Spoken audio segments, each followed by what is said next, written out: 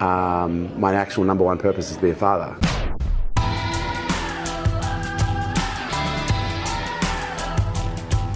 All right, good morning, leaders. Good morning. This is the day, typically, especially with the new members, this is where people want to distract themselves.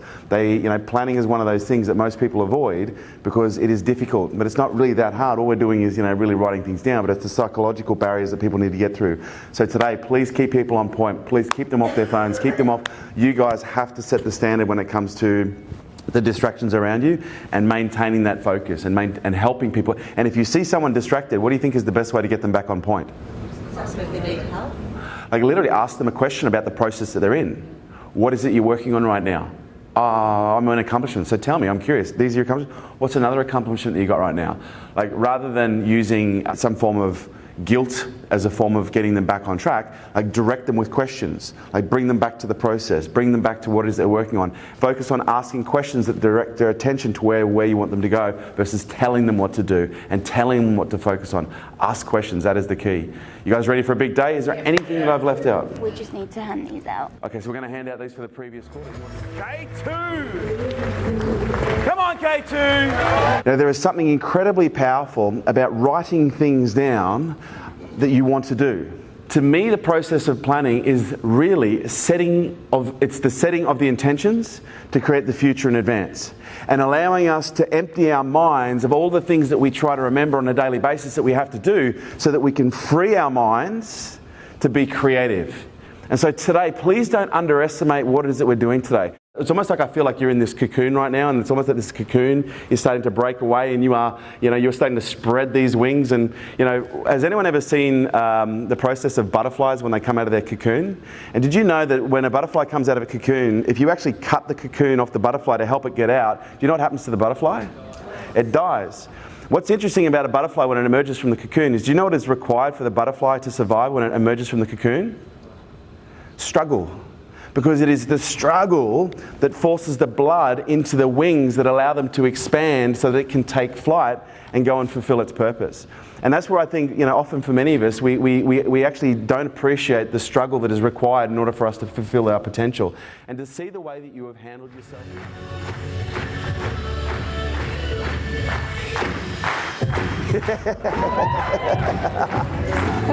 I love you so much. No one wants to stand near you. Rebecca does. So Jim Kwik, and yes, that is his real name, Kwik by name, Kwik by nature. For over 2 decades, he has served as the brain coach to students, seniors, entrepreneurs, and educators, and an advisor to many of the world's leading CEOs and celebrities in over 150 countries.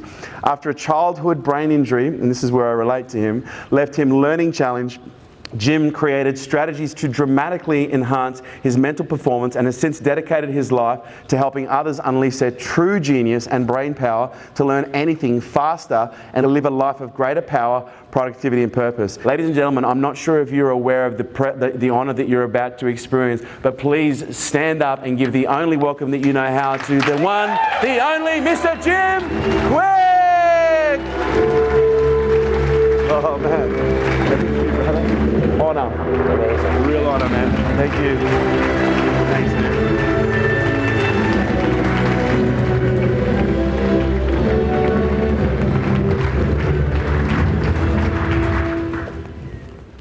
Wow. Enjoy that? Oh. Enjoy it? Yeah, Man, honestly. I know I went 20. Dude, honestly, value is value. And Okay, I'm reshaping the entire weekend because it's worth it. I would never do that, but No. I was reading those. You read the crowd well, and you gave them exactly what they wanted. But I want to thank you, mate, because you didn't have to do that, and you did, and I actually appreciate it. Yeah. I'm a speaker that typically always goes over as well. I just want to get all the points that people asked for. So and you did. You did really well. Thank you. Jim, thank you so much. You hold incredible space here. Thank you, man. So people don't realize how much time, energy, and talent goes in.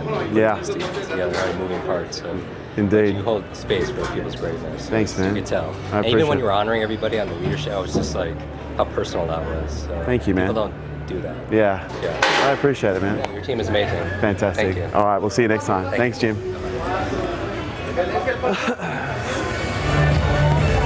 Now, one of the things that we like to do with our events is our goal is always to put on a better event than we did last time.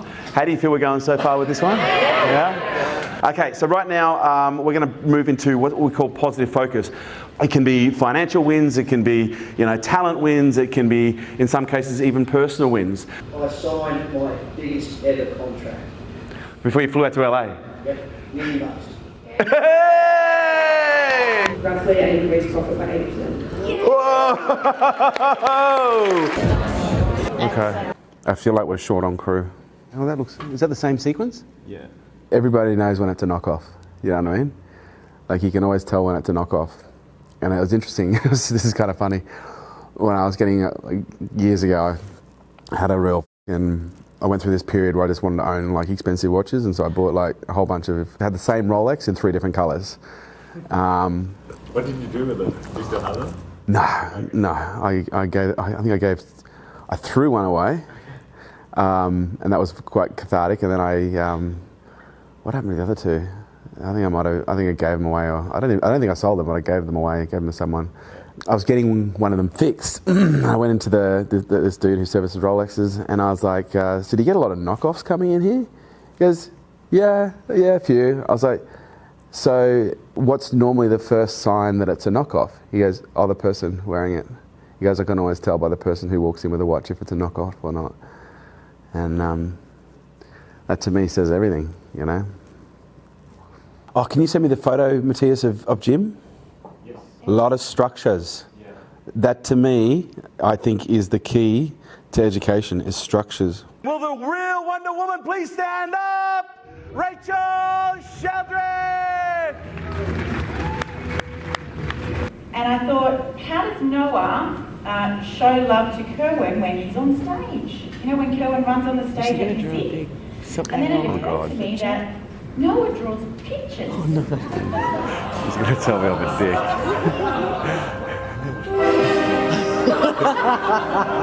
So this is me with my cape. That's me. Remember, I draw like a 4-year-old. That's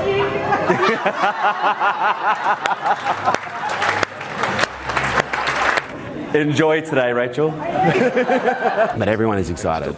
Like, you've got some serious fans in here. Oh. Yeah, some serious fans. Oh, yeah. Who I was. Oh, yeah. Wow.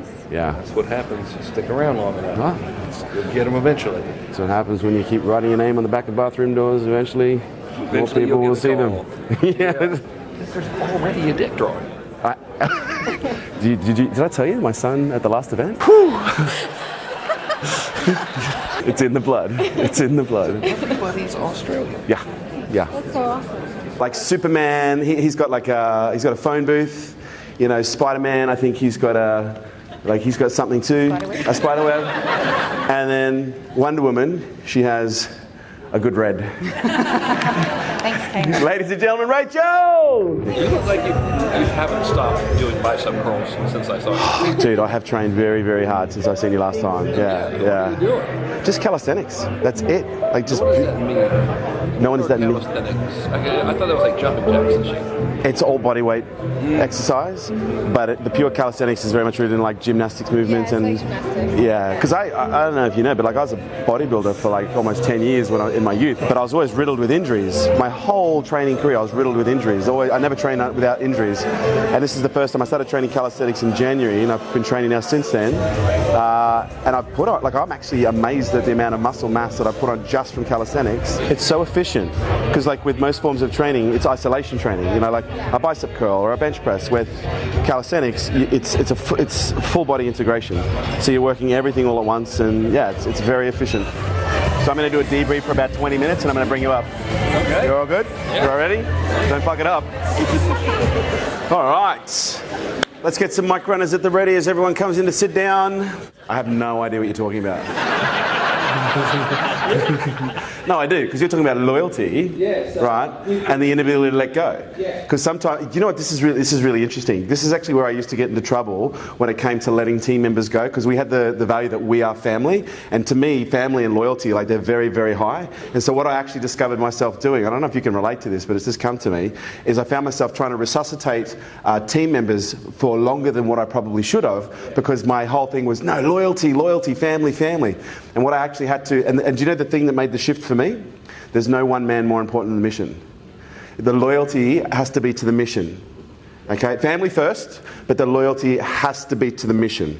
Okay, because if it's not, then oftentimes the loyalty can create situations where it's hard to let go when we know we should. But now you're going to have an opportunity to learn some cool skills. He now advises everyone from Brendan Bouchard, Tony Robbins, just to name a few. So he really is the go-to guy when it comes to direct response marketing. When it comes to anything marketing related, lead generating online, he really is the top of the tree. So ladies and gentlemen, let's give a welcome that only K2s know how to do, the one, the only, Lord Vader!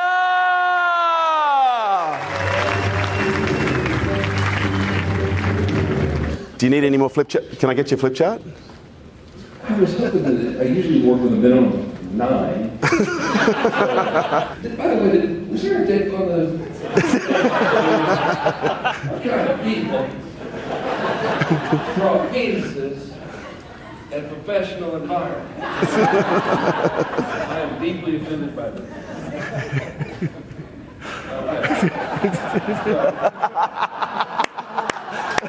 Thank you guys very much for having me. So we actually created a video 5 years ago inviting Frank to one of our events. And it only took 5 years to get him here, but he's finally here.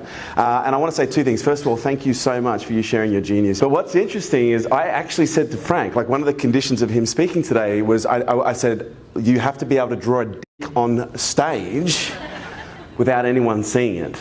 Yeah, I think they saw You failed. Yeah. I'm going to share this, I hope you don't mind. Like, Frank, actually, when I asked Frank if he'd speak for us, he said, I said, what's your fee? And he told me what his fee is, but he said, but the only thing I ask is you donate that fee to honour.org, which is an organisation for Navy SEAL veterans to re-educate them and reintegrate them, is that right? Yeah, these are good men. Back into society. And so he's donated his entire fee to honour.org, and that... Oh yeah, mate. Good to see you, brother. But I'm like, I haven't really connected with you. I only feel like I've connected with you this what a lot of time. people don't realise is when you're on stage, you see everything. You see everyone. You see how they behave. You see how they interact. I see how you behave when you're doing exercises. I see how you interact when you're in breaks. Like, yeah, I watch a lot. Well, I've never taught Noah how to use technology, but he's learning just by observation how to do swiping. Yeah. But I think it was in January of this year, 15th of January this year, I drew a line in the sand and I was like, right, no more TV.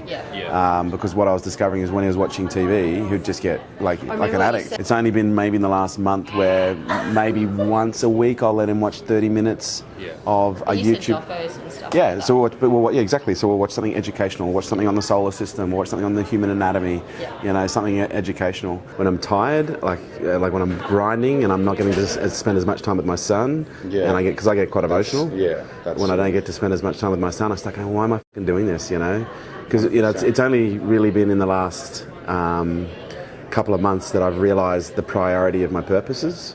Because I think we can have more than one purpose. And for the longest time I was very much convinced that my purpose was to help people, and that was number one.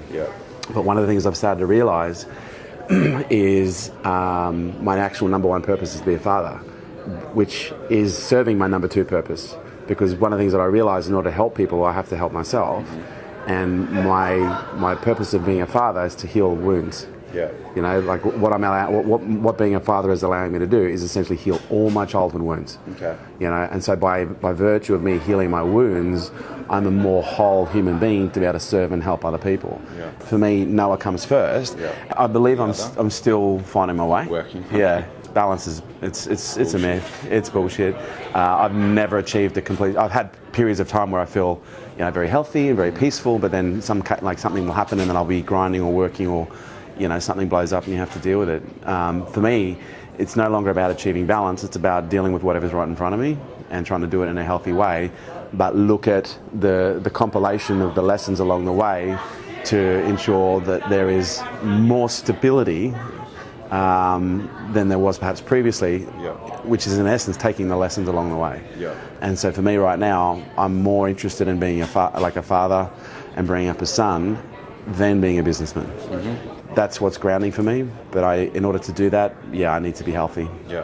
Thanks. Anytime, bro. Cheers. You have the potential to be a very influential person in this organisation by virtue of this, not only the success you've created, but your story, your history, what you've come from. You haven't had it handed to you. You've had to fight for what you've had, and you've got a story, man. And that, to me, is what people relate to. And that's what ultimately creates connection, which ultimately creates trust, which allows people to follow. So your imperfection is your perfection. It's your power. I'll make it happen. No, I have no doubt. You got it, brother. See you tomorrow. Good day today. Well done. Thank you. Thank you for my shake.